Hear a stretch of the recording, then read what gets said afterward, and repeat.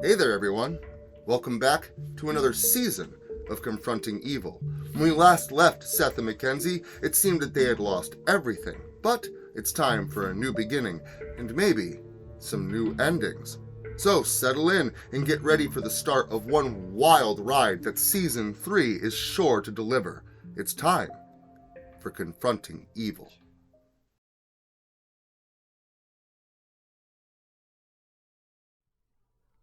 Three sorrowful souls made their way down an empty road, their clothes soaked with mud, their shoes sopping, filled with swamp water, sloshed with every step they took as they walked through the darkness, the heavy feeling of defeat upon their hearts.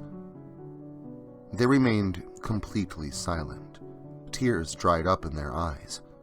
The only sound was that of their wet footsteps as they moved along with their heads hanging low, staring at the ground ahead of them. They'd lost. One new friend was dead. Their mother and friend were missing, and a close member of their crew had gone full dark side, controlled by an evil force that drove him to betrayal and chaos. They had lost. Iridus was complete once more, and he now resided within their friend, controlling him from the inside. The three of them feared that he may not even be in there anymore, that he too was lost forever, but they tried not to think about that as they continued on, hoping to find a gas station to call for help as their cell phones were soaked inside their pockets, completely useless to them. They soon heard the sound of an approaching vehicle and quickly found themselves in the headlights of a large black Humvee. The Hummer stopped a few yards ahead of them and simply sat there idling, the bright headlights nearly blinding them. Mind turning down the high beams, asshole? Had a really bad night. Mackenzie growled, but when she got no response, she flipped them the bird and stormed over to the driver's side. Hey, asshole! Talking to you! Seth attempted to diffuse her temper, but instead, the three of them were met by the window rolling down. You guys really screwed the pooch on this one. A familiar voice spoke up. Todd Jacobs, what are you doing here? Seth asked in confusion. Well, after we saw an anomaly by satellite, we came looking, and lo and behold, I found you two, again, Todd explained, agitated that they were at the heart of another problem. Yeah, it's been a night, Seth told him. Get in and tell me about it, Todd offered.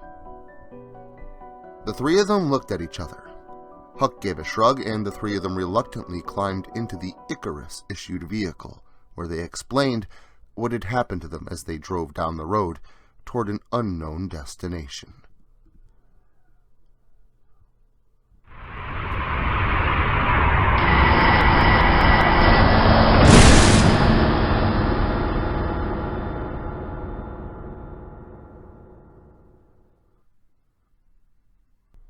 So you're telling me that there's some kind of demon running around now? Am I getting that correct? Todd asked with exasperation. We've fought demons. He's not like any demon we've ever come across. This guy's something different. He's on a whole another level. Seth explained the situation. Great. You two are a piece of work. First you bring back that goddamn curse, and now this? What's next? Are you guys going to start the apocalypse? Let me know now so I can plan accordingly. Todd growled, very angry with the two of them. Huck just sat back awkwardly silent as the back and forth unfolded in front of him. Wait. What? Curse? What curse? Mackenzie interjected. The Locust Lake curse. We've been watching that place and we picked up a certain Ford Torino on satellite, leaving the scene of the crime, Todd explained, very pissed off at that fact. Gee, I know nothing about that. Why do you suppose the goddamn Locust Lake curse is back, Seth? Mackenzie asked, glaring angrily at her brother. For the last time, Mackenzie, I won't apologize for bringing you back. Seth said sternly and calmly. Wait, bring you back? You guys are full of surprises. Okay, let's do this again from the beginning, Todd ordered, trying to figure out exactly what this trio had been up to, and when he finally heard the entire story, he pulled the Humvee over and sat for a moment, a bit dumbfounded by everything that they had gone through since they had crossed paths at Locust Lake. After a short while of sitting there in silence, he gave a deep sigh and shook his head. "I hope I don't regret this," Todd said aloud before starting the vehicle up once more, where he drove a few hundred yards further and then abruptly turned off-road, plowing through the dusty field and tearing through a slightly overgrown path in the woods. "Where are we going?" Huck asked. You're not gonna, take us into the woods and murder us, are you? Mackenzie said with confused concern. Where are we going? Todd. Seth interrogated, but none of them got a straightforward answer. "Hold on," was the only thing that escaped his lips before he flipped open a small hatch in the center console to reveal a button that he quickly pressed. Upon doing so, the ground seemed to shake in front of them before it broke free in the shape of a square, followed by a large opening popping up directly ahead, allowing them to pass down into a hidden underground tunnel. Whoa! What the hell? Mackenzie yelled out in amazement as the Humvee traveled through the short tunnel before coming to a stop in a larger room, completely dark, only the headlights of the Hummer lighting the gray floor and a bit of the metal wall ahead. "What just happened?" Huck asked, completely confused. Where are we? Seth also questioned. Can we do that again? Mackenzie asked with glee. It was then that the lights kicked on, flooding the room with the halogen glow of rod-like bulbs overhead. It was a large garage. A few older model Jeeps and Hummers were parked off to one side, collecting dust, and the only other entryways into the room were through the path that they had just come through, a large bay door off to the side, and a smaller door for personnel beside it to the left. "Come on, I'll give you guys the tour," Todd said, as he walked towards the smaller door. "Not until you tell us where the fuck we are," Huck demanded. "Relax. You're gonna want to see this," Todd said, as he spun around to face them with a smile, still walking backwards toward the door. "Follow me," he said, motioning for them to go with him before spinning back around and entering the door. The three of them looked at each other again, just as they had done when entering the vehicle, and they decided to once again do as they were asked. The door opened up to a short cement brick hallway with 8 doors, 3 on one side, 4 on the other, and one at the far end that looked like a freight elevator door. The bay door split off into a separate direction of the facility that they could not see from this side. To the left we have the barracks and the cafeteria. To the right we have restrooms and dispatch. At the end of the hall there's an elevator and stairs. Downstairs is where I'm sure you'll be spending most of your time," Todd said, before moving into the elevator where there were 3 buttons and an emergency stop. He then pressed the middle button and brought them down to the first floor of the basement, where they immediately met with quite the view. The doors opened to a very large, octagon-shaped room with a balcony that wrapped around, overlooking the floor below. The balcony floor had a vast library that wrapped around nearly the entire room, aside from 2 more hallways that branched off on either side, and down below there was a large meeting table with maps and charts on it, along with other passages that branched off on either side. To the right, we have the extended library and the computer research labs. Everything there is kind of outdated, though. Over on the left is occult studies and the close quarters combat training. Todd continued to explain while Mackenzie marveled at the magnificence and grandeur of it all. Huck peered over the edge of the balcony, and Seth stood slack-jawed, amazed at how many books there were there. He fantasized about getting lost in all the knowledge that was housed within this bunker. Downstairs, we have the briefing room, the gun range, the armory, storage, and the officers' quarters. That's where you'll be staying, Todd explained. Wait, staying? What do you mean, staying? Mackenzie questioned. Here's the thing. If I take you guys back to Icarus like I'm supposed to, they'll lock you up and pry any bit of information out of you that they can before deciding how to deal with this Iridus guy. I don't think you want that, nor does it sound like any of us have time for that. So I propose you stay here, use whatever you find, and put a stop to this. Todd revealed his plan. So you want us to hide from Icarus? In an Icarus bunker? Seth asked, with an annoyed look on his face. Hide right under their noses. Brilliant. Mackenzie joked. This facility hasn't been used in well over a decade. Most don't even know it exists, and those that do wrote it off a long time ago, Todd explained to them. Why did they leave? They expanded into bigger and better facilities and moved everything out of here. Though, due to some of the messed up stuff that we deal with, there are probably some lingering, anomalies left over. So you may want to stay out of the lower levels, Todd explained, pointing to a second elevator that could be seen beyond the briefing room that led further into the depths of the facility. Seth immediately turned his head in Mackenzie's direction. What? She asked innocently. Not a problem, Todd. And I really thank you for all your help. How long can we expect to be staying here? Seth asked. Not long. I'll contact you here once I've updated the Icarus database. That should help keep the organization off your tails for a while. Give me a few hours and his help, and please don't wander off. Commander Todd Jacobs finished, turning around to exit the facility and asking Huck to accompany him. Seth and Mackenzie sat down and did the only thing that they had the option left of doing. Want to play cards?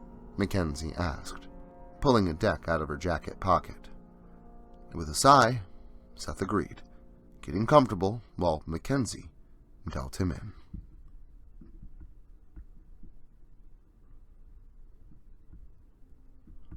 About 2 hours had passed while the twins whittled away at the time by playing Texas Hold'em.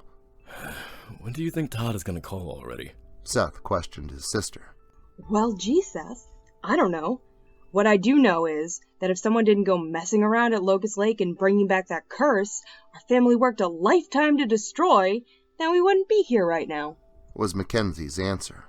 Well, Mackenzie, if you weren't such an ass, just leaping headfirst into everything all the time, then you wouldn't have been sucked into that hell dimension, and I wouldn't have needed to use that damn place to get you back. And don't even try to tell me you didn't ask me to. You didn't ask because you weren't here to ask it. You wanted me to, sis. You already told me that much. Mackenzie started, but stopped mid-sentence. Well, look what's happened, Seth. I think if you just would have...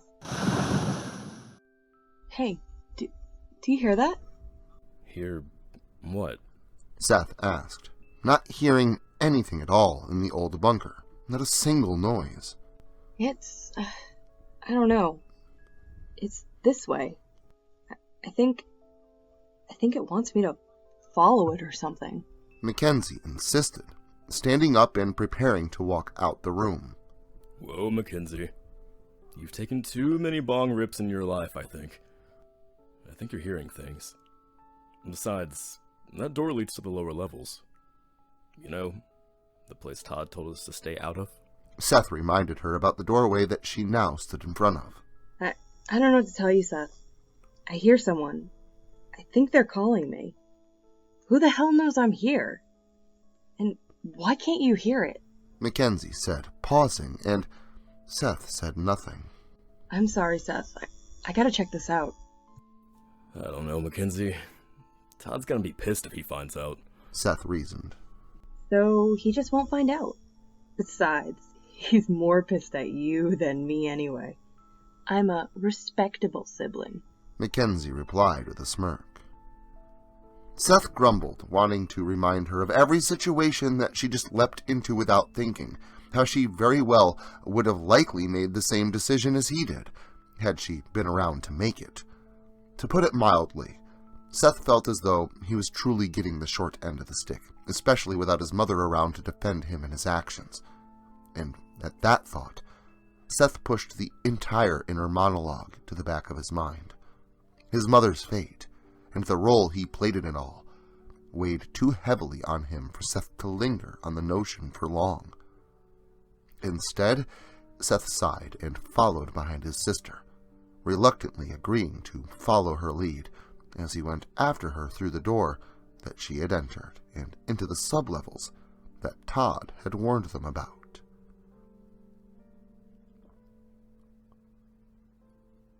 The place was as enshadowed as it was stale with musty air. If it wasn't for the dim emergency lighting, the twins would have had to break out their flashlights in order to explore. They had already walked 2 of the sublevels of this entire underground complex and found absolutely nothing. Every space was vacant. There were no computers, no desks. Hell, there wasn't even any carpeting. The place seemed utterly cleaned out. And if it wasn't for Todd's explicit warning, Seth would have found no issue in exploring the depths. Are you satisfied, Mackenzie? This is the 3rd and last sublevel, and we haven't found a thing. Seth grumbled. But we're getting closer. You really can't hear that?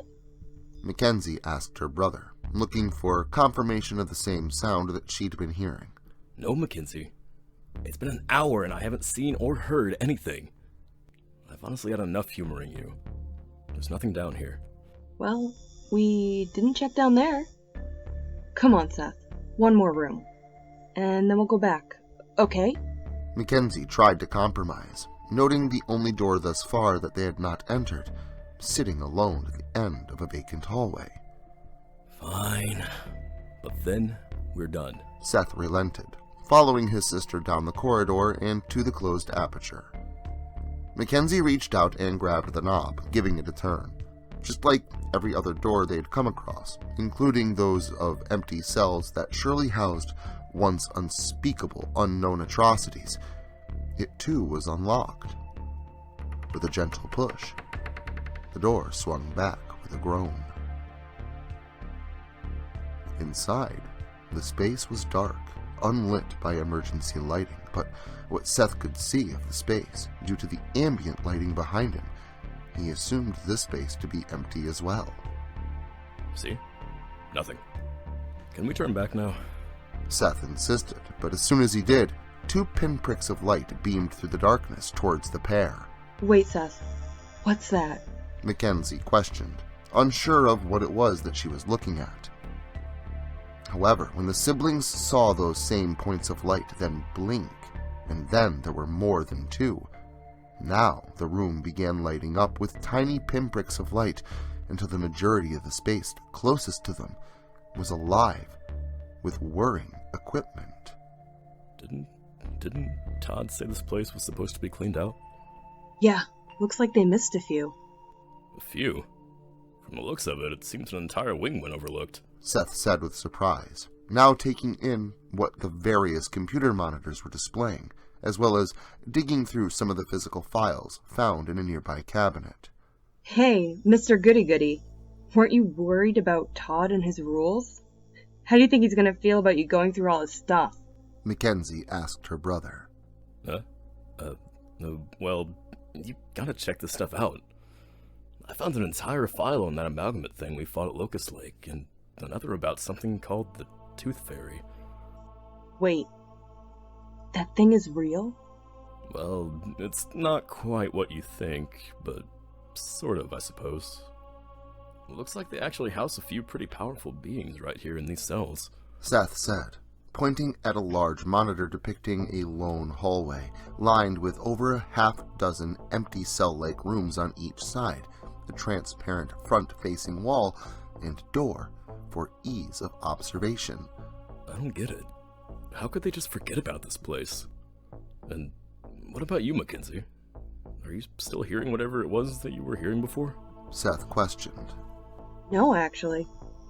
I didn't realize it until you said something, but I think it stopped as soon as we entered through that door. Mackenzie replied, pointing to the aperture that they had just walked through. Shrugging, and not a whole lot more to see, and no more disembodied voice-like sounds for Mackenzie to follow, the twins turned to head back the way they came. But as soon as they did, the door slammed shut before them with a force as if shut by a steroid-chugging bodybuilder. The sudden booming noise was enough to make both Seth and Mackenzie jump with a startle. What was that? I don't know, but I don't think it was any kind of automatic locking mechanism or anything. Seth said, now trying to reopen the door. But whoever or whatever is going on seems something doesn't want us to leave. He finished, now solidifying that the door was somehow locked. Well, I suppose we gotta look for another way out of here. Mackenzie said, and Seth reluctantly agreed. Hey, Seth? Yeah? When that door slammed shut, you jumped like a little bitch. Need a few minutes to go change your underwear? Listen, asshole, it startled me. And you too, if I'm not mistaken. Whoa, asshole, huh? Didn't know a dweeb like you was capable of such harsh language. Mackenzie said with a chuckle. Oh, you're such an ass. The twins argued back and forth as they ventured deeper into the underground annex, looking for another way out of the subterranean structure. However, what they didn't realize was that as they did, something else watched them from the shadows, curious as to how they would both fare against what lay in wait, deeper within the shadowy gloom.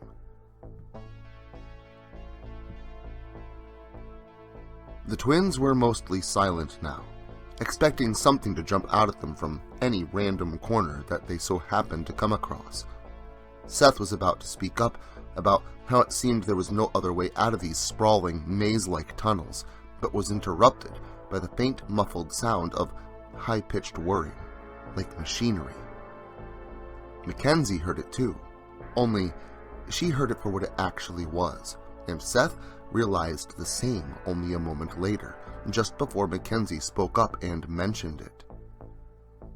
Seth, is that screaming? It sure sounds like it. It's coming from up ahead. Ahead of the both of them stretched out an open corridor, the same one that Seth had viewed on the monitor prior, in fact. Each cell to the left and to the right was empty, but at the end of the stretch resided a closed, opaque wooden door. Neither of the twins could see what was beyond it, but as they drew nearer, they really didn't need to. The sound was of that of several people, all screaming out in pain and for escape. Some of them were pleading for death. The closer the twins got to the door, the louder the sound became. What the fuck is down here? I think we found out why Todd wanted us to stay out of here. Seth reasoned. I don't think so. He did say everything was supposedly relocated somewhere else. This place should be empty. Besides, you hear them, right? We can't turn back now. Mackenzie insisted. Seth sighed but understood what she meant. Whoever these people were, they obviously needed help. The sound beyond the door was now a symphony of agony, and when Seth turned the knob and opened it just a crack, the sound from beyond the aperture burst forth like a flood of anguish that neither of the siblings would soon forget. Seth pushed the door open, and the space in front of them was lit by fluorescent lamps that hung from the ceiling. Now presented for observation, the siblings took in everything that played out before them, and although both of them wanted to look away, each knew that in order to save any of these people, they would have to face the evil head-on. Within the room were several people, 5 in fact, though 2 of them hung limp and unmoving, either dead or unconscious, but still bound in place, just like the other 3 captives. Each device that each person was strapped to was different. On the left was a woman, skinny with dark hair, dressed in a tank top and shorts, and with all the blood that covered her, neither twin could tell what color her clothes were. She was bound to a chair that leaked underneath, presumably the result of the spikes jutting up from the seat that she was strapped to. To the right was a young man with short blonde hair. He was stripped down to his plaid boxer shorts. His hands were bound behind his back, and a ball gag was in his mouth, muffling his screams, though they could still easily be heard. Each one of his ankles were tied off at opposite ends of a wooden horse-like object that was sharply angled where the saddle should be. The man was unable to dismount due to the ropes attached to his legs, and he was unwillingly, very much slowly, being split in half. Directly to his right was another man about the same age, only his hair was dark and he was far skinnier. He was tied upright by the neck and left barely able to touch the floor with his bare toes, a floor that was covered in glass shards. Next to him was a third man strapped to a table. A large piece of wood lay on top of him with many large boulders laying on top of that. He was slowly being crushed, though he was one of the people not squirming about or begging for freedom. Next to him lay a girl, tied up and chained in place on the floor beside him, laying against a steel post that she was currently shackled to. The twins couldn't tell what was wrong with her, only that a large pool of blood surrounded her, and that she, too, was not moving. Then, a guttural, deep laugh bellowed from around a dark corner to the right. Each of the remaining captives began flailing wildly in place, trying to get free, as if something they desperately wanted to get away from approached. And that was exactly the case. From around the corner of this large, non-symmetrical room, a dark figure crept in. At first, Seth and Mackenzie awaited the thing to step forward and reveal itself in the light, but when it did, they both realized it was not the concealment of shadow that hid the thing's features. The thing appeared to be made of shadow instead. Black smoke roiled off of its appendages as if it were a ghost. The being floated 3 feet above the floor, sporting no legs. It was more a floating smoke torso with clawed hands and glowing yellow eyes. The thing looked downright demonic. Seth? Mackenzie elbowed her brother, not taking her eyes off the beast, and as soon as she did, the thing diverted its attention from its squirming captives to the twins now standing in the entranceway. I'm not sure about kids, but I think it's too late. Seth reasoned, but as he did, the beast lunged at him with an unnatural speed and was instantly upon them both. Mackenzie pulled free her iron dagger and swiped at the thing, but it just passed through it as if the being was actually made of smoke, instantly reforming. The beast then swiped a clawed hand at Mackenzie in return, knocking her 5 feet away and to the floor, and in the same swift motion, reached out to grab Seth by the neck. Seth ducked and narrowly dodged the attack. How the hell are we supposed to kill this thing? It's like fighting smoke, Mackenzie said as she stood to her feet, moving once again to her brother's aid. I don't know, sis. It's sure corporeal enough to knock us around, that's for sure. We gotta find out what this thing is so we can find out how to kill it. Seth said, dodging another attack and blasting holes in the being with his pistol, being careful not to hit the captive prisoners. The bullets, too, passed right through the smoky monstrosity. Well, any ideas? Mackenzie said, dodging an attack herself. However, before Seth could tell her that he had no clue, the being landed a connecting hand on Seth and gripped him by the throat as intended. As it began lifting Seth off the ground, Mackenzie threw everything she had at the beast, punching, stabbing, and shooting. It had zero effect, and once again, the thing batted Mackenzie away, this time even harder, knocking her hard into a nearby wall with a thudding impact. Seth's feet kicked and flailed as he desperately tried to grab at the thing's hands, squeezing his throat, reacting to his hands, but cutting off his airway all at the same time, refusing to put him down. Mackenzie opened her eyes to her brother being strangled, and knowing she was unable to do anything about it, began to panic. That is, until she heard that voice in her head again, only this time, louder and with purpose. Wait, what? Huh? Okay. Mackenzie spoke to herself, and if Seth wasn't so preoccupied, he might have asked her who the heck she was talking to. Mackenzie quickly did as she was told, and pulled free one of the magnesium homemade flashbangs that she and Seth had made themselves. Seth's eyes were beginning to roll over white, his gasps for breath and struggling movements to get free starting to slow. but in that very next moment, there was a loud boom and a bright white light. Before the intensity had faded, the creature dropped Seth to the floor and howled with pain. And as the light dissipated, the smoke that was the thing's body began to dissipate into the air as well. Before long, the thing was entirely gone. And as soon as it was, all of the captives around them began to dissolve as well, into smoke, vanishing, as if they were never real either. Thanks, sis, but you didn't need to kill everyone, Seth said, looking around at the now empty space, devoid of both monsters and prisoners. I didn't do that, Seth. Well, what was that thing you used? It was a flash grenade, one of the ones we made last week. Okay, but how did you know that would work? Because I told her that it would. A soft yet firm female voice spoke up from the darkness of the now unlit room behind them. Seth and Mackenzie turned to see who was speaking to them, and when they did, they saw a person that they had never seen before. Her hair was long and blonde. She was thin and looked to be in her late 20s, and she wore a kind of robe or long coat. Who the hell are you, and where the hell did you come from? Seth asked. My name is Jophel. I was imprisoned here by the Icarus Corporation. Although I'm very powerful, I stayed to keep that thing at bay down here. Jophiel explained. I'm sorry. What the hell was that thing? And why were you taken captive by Icarus? That creature you just battled was an unholy being known as a Lethifold. They subdue their captives and feed off their fear and pain. Nasty little devils. Oh, and I myself am an angel. Jophiel elaborated. Wait. You're an angel, like really good catch, or like biblically? Biblical. Ah, that's just great. Are angels real too? If you're as powerful as you say you are, why didn't you just kill the thing yourself? Seth asked.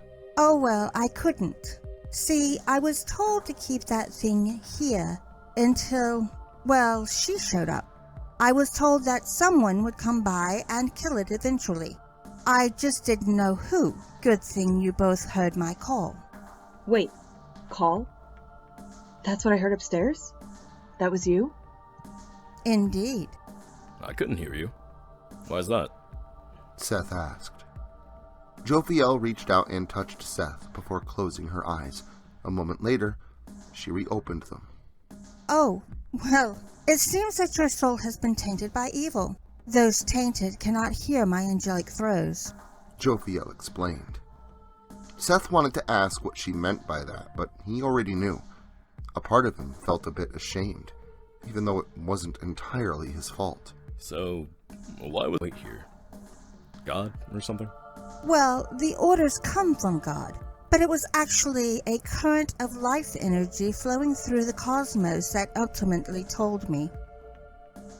Well, never mind that. Thanks again for taking care of the Lethifold for me. My fake captives could have kept it fed for eons, but honestly, I was getting a bit bored. Well, I'll be seeing ya. Jophiel finished.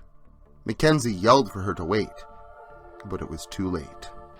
The mysterious woman disappeared right before them, leaving them alone in the dark and, once again, vacant sublevels. Mackenzie's phone dinged with a message, being able to somehow receive signal 3 stories beneath ground in this high-tech complex. Hey, it's Todd. Says he's got Icarus off our backs for the time being? Are you ready to head out? That I am. Let's just get out of here. Seth said, a bit grumpily. No problem, bro. But is something wrong? It is not your fault your soul is all black and evil now. I'm not evil. I know, Seth. You know what I mean. I know, sis. It just feels a bit ominous being written off by God and his angelic army as unworthy. Seth reasoned.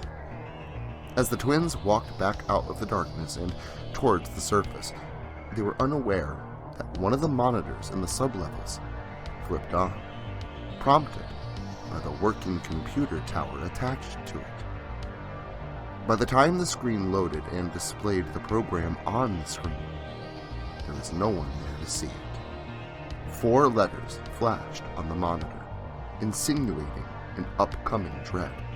4 letters of an abbreviation that spelled out a single acronym word. ARPA. Well, seems that much chaos has been kicked up in the wake of Iridus, and Seth and Mackenzie are going to have to reconcile a few differences among a few others. Will their common interests bring everyone together, or will evil get the upper hand again? You'll find out soon enough when Confronting Evil returns next month.